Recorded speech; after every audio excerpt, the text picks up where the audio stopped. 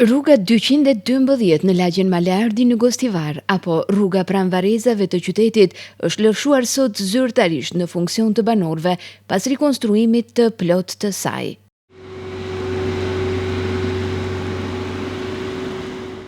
Ajo ishte një nga rrugët më të dëmtuara të qytetit, e cila priste prej kohësh një investim që do t'i përmirësonte kushtet dhe do ta lehtësonte qarkullimin. Kryetari i Komunës së Gostivarit Valbon Limani doli për ta promovuar këtë projekt të rëndësishëm, duke nënvizuar se ky investim është pjesë e përpjekjeve të vazhdueshme të komunës për përmirësimin e infrastrukturës rrugore dhe rritjes së sigurisë në komunikacion për qytetarët.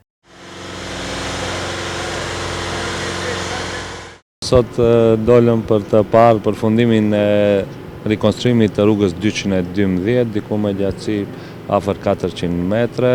Është bërë rikonstruimi i tërësishëm, në disa segmente sipas mundësive është bërë edhe zgjerimi me qëllim të sigurisë më të madhe të qytetarëve tonë në këtë lagje, në lagjen Malardi. Projekti ka vlerën diku rreth 11 milion denar me TVSH. Besoj se ky projekt dhe ky rikonstruim do të ndihmojë dukshëm në këtë pjesë, por gjithashtu do të shkarkon pak edhe pjesën e bulevarit në hymje të qytetit.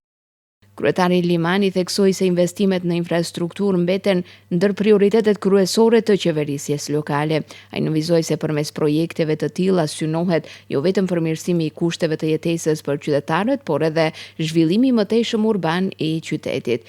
Ndryshe, ky projekt është i dyti me radhë që Limani po e promovon brenda një jave. E para ishte rruga Borçe Jovanovski që gjendet prapa komunës dhe rruga 212 që gjendet pranë varrezave të vjetra muslimane.